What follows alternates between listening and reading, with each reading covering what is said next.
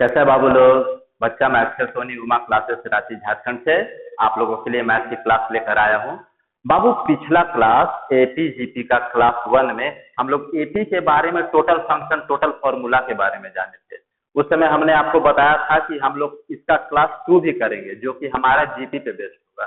तो वही क्लास 2 हम बाबू आज लेकर आए हैं जो कि हमारा जीपी पे बेस्ड है। क्लास 2 में आज हम जीपी के बारे में टोटल फंक्शन टोटल फॉर्मूला सारा सूत्र के बारे में जानेंगे कि क्या जीपी होता है। ठीक है बाबू, चलिए तो स्टार्ट करते हैं जीपी का क्लास 2। अच्छा, सबसे पहले बाबू जीपी होता क्या है। जीपी क्या होता है बाबू, अगर किसी श्रेणी का, समझिएगा बात को, किसी श्रेणी का दो क्रमागत पद का अनुपात एक अचर संख्या है तो उसको जीपी कहते हैं, ज्योमेट्री प्रोग्रेशन, ज्यामितीय श्रेणी कहते हैं। नहीं समझ आया बाबू, तो इसको हम इंग्लिश में ट्रांसलेट करके बताते हैं। ठीक है, series of non zero number is in GP if ratio of any term to its preceding term. समझिएगा बाबू, series of non zero number is in GP if ratio of any term to its preceding term is a constant number is called GP, है ना। मतलब किसी भी संख्या का उसका बाद वाले संख्या के साथ का रेशियो, ठीक है ना, उसका बाद वाले संख्या को किसी संख्या से भागा दिया जाए तो उसका रेशियो किसी दूसरे संख्या, उसी सीरीज में किसी दूसरे संख्या के बाद वाले संख्या से भागा देंगे तो दोनों का जो रेशियो है बाबू सेम आएगा, कांस्टेंट नंबर आएगा। तो उसको हम लोग क्या कहेंगे, जीपी कहेंगे, ज्यामितीय श्रेणी कहेंगे, ज्योमेट्री प्रोग्रेशन कहेंगे। इस तरह से देखिए, सपोज हमारे पास है series A1, A2, A3, A4, A5, A6 and so on. ठीक है ना। तो A3 divided by A2 equal to A6 divided by A5 equal to A500 divided by A501 equal to A 10,001 divided by A 10,000। मतलब ये series कहीं तक भी चला जाए, ये जो रेशियो है बाबू हमेशा सेम आएगा। ये जितना ये नंबर आएगा ना, जो संख्या ये आएगा वही ये आएगा, वही ये आएगा, वही आएगा, मतलब कांस्टेंट नंबर रहेगा। इसी को कहेंगे, तब ये सीरीज को कहेंगे कि ये सीरीज जीपी में। ठीक है, और ये रेशियो को हम लोग क्या बोलते हैं बाबू, आर, कॉमन रेशियो।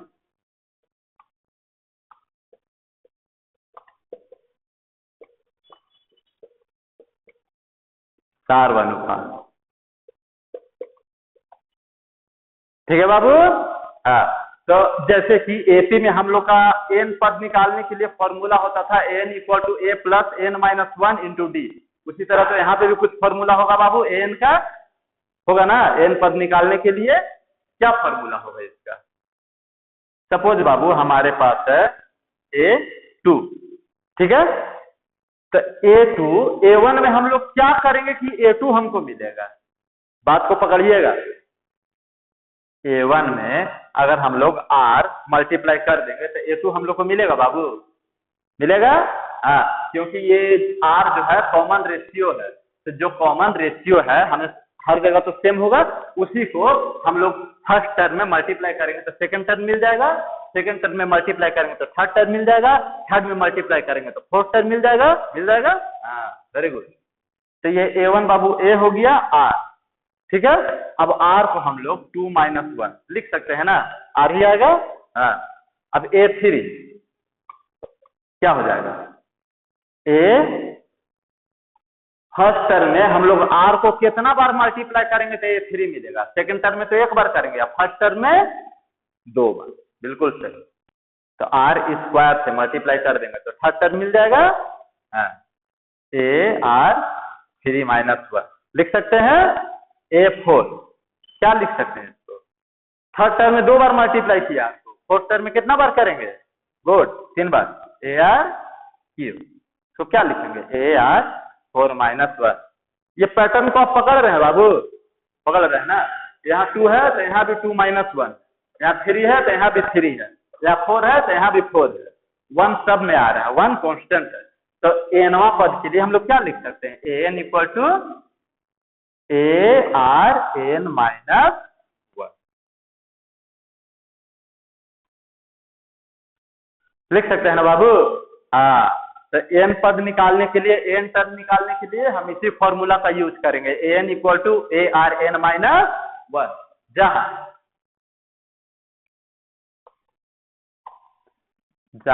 an हमारा क्या है, n या l दोनों सेम है बाबू। क्या है ये? लास्ट टर्म, मतलब अंतिम पद है ना। a क्या है? फर्स्ट टर्म, मतलब पहला पद, ठीक है। r क्या है?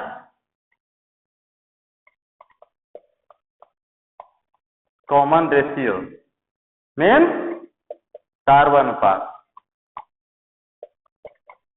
और n क्या है बाबू? n आपका नंबर ऑफ टर्म, मतलब पदों की संख्या। क्लियर है बाबू यहाँ तक? चलिए आगे बढ़ते हैं। अभी बाबू हम लोग जाने फर्स्ट टर्म से कैसे n टर्म निकालेंगे। अब हम लोग जानते हैं कि लास्ट टर्म से कैसे n टर्म निकालेंगे। जैसे हम लोग एपी में जान रहे थे, एपी में भी हम लोग किए थे ना कि लास्ट टर्म से n टर्म निकालने का फॉर्मूला हम लोग कैसे डिराइव करेंगे, कैसे फॉर्मूला निकालेंगे। तो उसी तरह जीपी में भी होगा कि लास्ट टर्म से अगर कोई हम लोग को फाइनाइट नंबर ऑफ एपी दिया है तो उसका जो लास्ट टर्म है उससे हम लोग n टर्म कैसे निकालेंगे। सपोज ऐसा दिया है हम लोग को सीरीज, आपको सपोज दिया है AR स्क्वायर AR क्यूब दिया है। कहीं पे बाबू ये LR स्क्वायर हो जाएगा, LR होगा और L हमारा हो गया लास्ट टर्म, हो ना बाबू L, या इसको क्या लिख सकते हैं ARN माइनस 1, दोनों सेम है। L लास्ट टर्म लिखे या ARN माइनस 1 लिखे, दोनों सेम है, बात समझिएगा ना, ठीक है। तो यहाँ पे बाबू हम लोग डिवाइड करके देखिए, किसी भी टर्म को उठाइए उसका प्रीसीडिंग टर्म उसका आगे वाला टर्म से डिवाइड करके देखिए, हमेशा कॉमन रेशियो R आएगा, ठीक है। अब इसको हम लोग उलट देते हैं, उल्टेंगे तो क्या हो जाएगा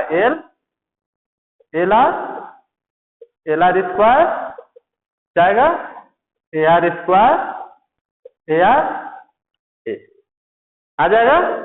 अब हम लोग को ये उलट दिए बाबू, तो ये लास्ट टर्म पहले आ गया, फर्स्ट टर्म हो गया, ठीक है ना।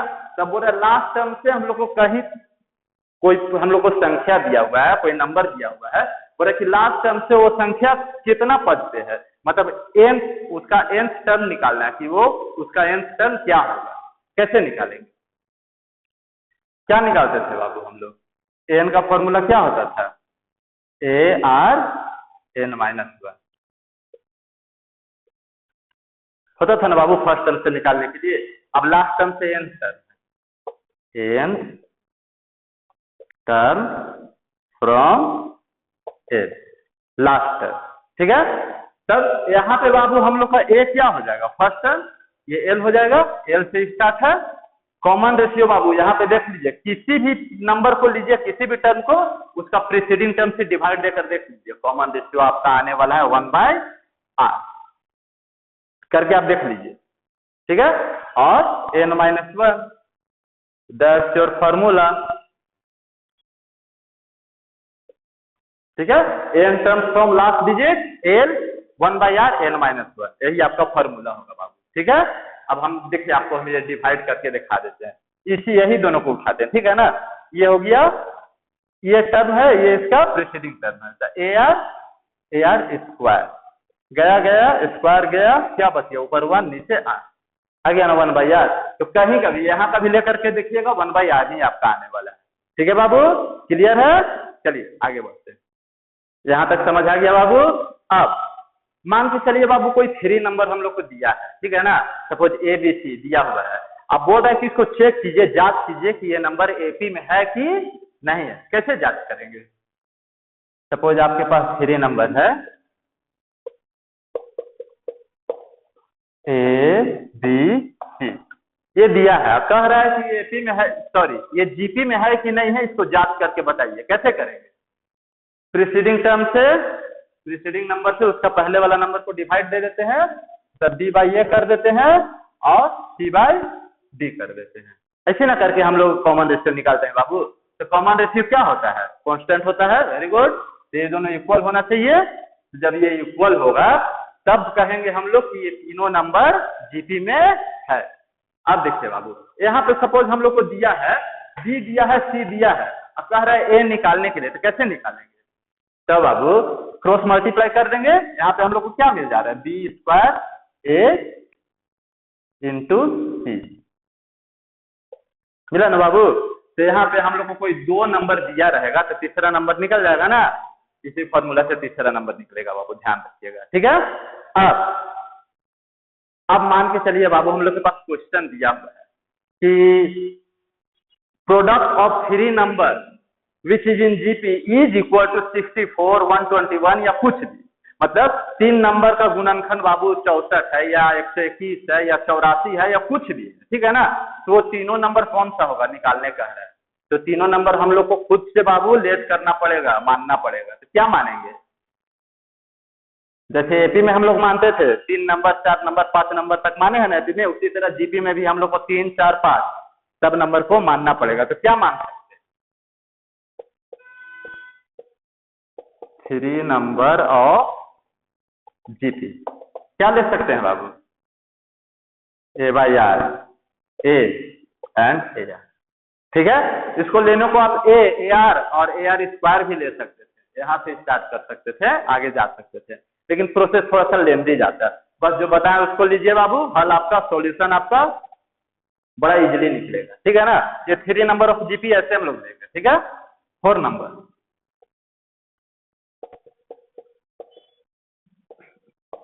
4 नंबर ऑफ जीपी क्या ले सकते हैं बाबू? A by R cube, A by R, A R into A are cube. ठीक है। 5 नंबर ऑफ जीपी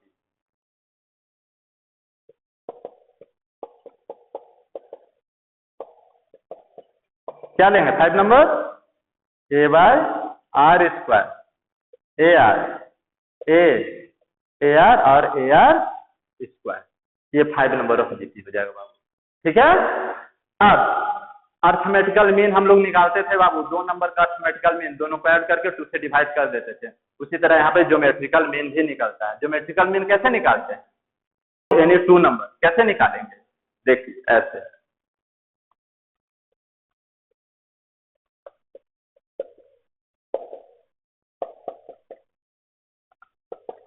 सपोज हम लोग को ए बी कोई नंबर दिया हुआ है। ठीक है ना। ए बी, और इसका कह रहा है ज्योमेट्रिकल मीन निकालने, तो कैसे निकालेंगे? बस इसको मल्टीप्लाई करके अंडर रूट कर देंगे, ज्योमेट्रिकल मीन निकल जाएगा।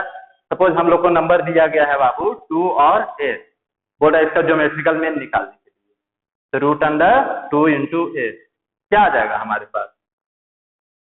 रूट 16, 16 का रूट 4, तो 2 और 8 का ज्योमेट्रिकल मीन आपका हो जाएगा 4। ठीक है बाबू, क्लियर है यहाँ तक? हाँ, ये हो गया आपका ज्योमेट्रिकल मीन। ठीक है। चलिए आगे बढ़ते हैं। हाँ तो बाबू यहाँ तक तो हम लोग सीख लिए 3 नंबर 4 नंबर 5 नंबर कैसे लेट करेंगे, ज्योमेट्रिकल मीन कैसे निकालेंगे, n term from last digit, n term from first digit कैसे निकालेंगे, यहाँ तक हम लोग ये जाने। ठीक है बाबू। अब हम लोग को जीपी टर्म दिया हुआ है तो उसका सम भी तो निकालना पड़ेगा ना बाबू। Sum of any GP series कैसे निकालेंगे? जैसे एपी सीरीज का सम निकालते थे, एसएन याद आ रहा है ना। हाँ, SN equal to n by 2 bracket में 2a plus n minus 1 into d निकलता था। उसी तरह जीपी में भी तो एसएन का वैल्यू कुछ होगा बाबू, क्या? आइए उसको हम लोग डिराइव करते हैं, उसको निकालते हैं। कैसे निकालेंगे? मान के चलिए बाबू हमारे पास सीरीज है ए आर स्क्वायर, सबको प्लस कर देते हैं बच्चे, plus a are cube plus जा रहा है लास्ट टर्म क्या होता है बाबू? फॉर्मूला ए एन या एल का formula a are N minus 1, यही हो गया लास्ट टर्म। ये बाबू सारा प्लस में है तो इसको हम लोग एसएन से डिनोट कर सकते हैं ना, ये एनवा टर्म है तो एसएन से डिनोट करेंगे इसको। ठीक है। अब बाबू हम लोग क्या करते हैं, दोनों तरफ हम लोग ना बाबू आर से मल्टीप्लाई कर देते हैं। इधर भी आर से मल्टीप्लाई कर देते हैं और इधर भी आर से मल्टीप्लाई कर देते हैं। ठीक है, दोनों साइड हम लोग आर से क्या करते हैं, मल्टीप्लाई कर देते हैं। तो क्या हम लोग को मिल जाएगा बाबू, मिल जाएगा आर इंटू एस एन। ये पूरे को बाबू हम लोग आर से मल्टीप्लाई किए। ठीक है, तो ए इंटू आर क्या हो जाएगा, a r plus a are into r, A r square, ये ए आर क्यूब, मतलब सब जो है एक टर्म आगे चला जाएगा, है ना। ए आर फोर, सारा एक एक टर्म आगे चल जाएगा। कहीं पे आपका a are N minus one होगा प्लस, इसको अगर आर से मल्टीप्लाई करेंगे तो क्या हो जाएगा बाबू, ए आर का पावर एन। ठीक है, करके देखिएगा वही आएगा। अब देखिए बाबू, अब हम लोग इसमें से इसको माइनस कर देते। तो ये क्या है, ये एस एन इक्वल टू इतना है और ये r s N equal to इतना है। तो s n minus r s n क्या हो जाएगा बाबू, यहां से देखिएगा ये ए आर प्लस में रहेगा, इसको माइनस करेंगे तो माइनस में हो जाएगा, तो प्लस माइनस कैंसिल हो जाएगा। ये ए आर स्क्वायर से ये खत्म हो जाएगा, इससे ये खत्म हो जाएगा, ए आर फोर से यहाँ पे ए आर फोर रहेगा वो खत्म हो जाएगा। ठीक है, आइए देखिए यहाँ पे लास्ट में ये भी खत्म हो जाएगा। तो हम लोग के पास क्या बचेगा बाबू, ये एस एन से हम लोग का ए बच गया और ये माइनस हो रहा है तो माइनस, ये आर एस एन से हम लोग को क्या बच गया, ए आर का पावर एन बच गया। तो हम लोग को क्या मिल गया बाबू, यहाँ से एस एन कॉमन ले लेते हैं, क्या बचा, one minus R equal to A common आ गया, क्या बच गया, वन माइनस आर का पावर एन बचा। तो एस एन इक्वल टू क्या आ गया बाबू हमारा, ए वन माइनस आर का power N divided by one minus are.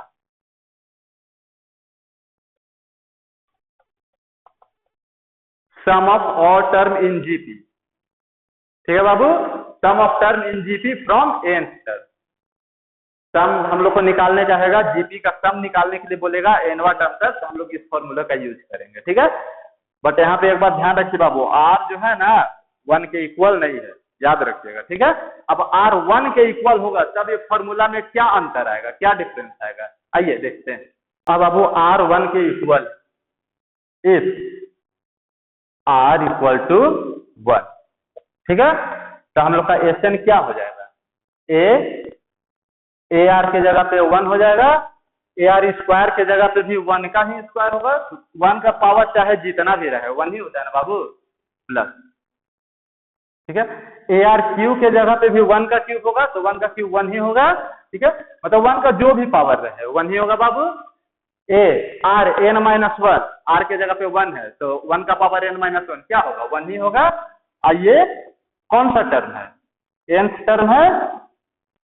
ठीक है, तो हम लोग को क्या मिल गया, ए प्लस ए प्लस ए प्लस ए प्लस कहाँ तक है, एन तक है, मिला ना। तब एस एन क्या हो जाएगा, एस एन हमारा हो जाएगा एन इंटू ए। कब, जब आर इक्वल टू वन होगा तब। अब बाबू एस एन इक्वल टू हम लोग क्या जाने थे फॉर्मूला से, जब आर इक्वल टू वन नहीं होगा तब एस एन इक्वल टू क्या था, A one minus R N divided by one minus are.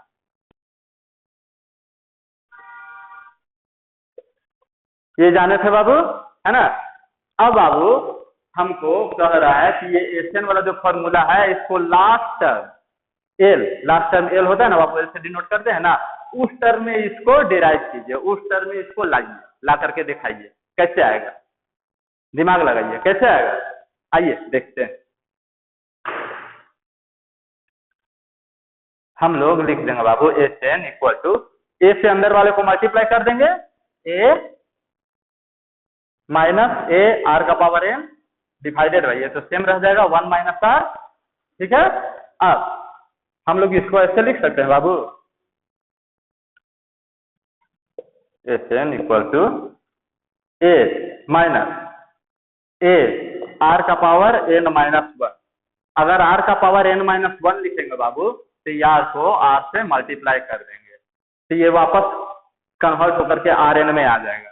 देखिएगा, ध्यान दीजिएगा। ठीक है, ये आर का पावर वन है, यहाँ आर का पावर माइनस वन है, तो दोनों को मल्टीप्लाई करेंगे, पावर पावर ऐड हो जाएगा, 1 में से 1 जाएगा, r का पावर n आ जाएगा ना। चलिए और नीचे 1 माइनस r, ठीक है।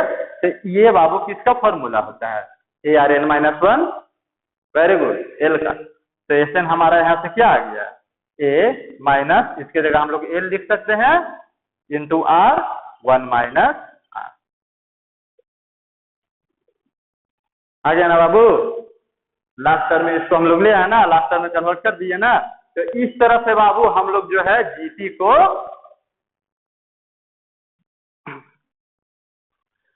तो इस तरह से बाबू हम लोग जो है जीपी पे काबू करेंगे, ठीक है।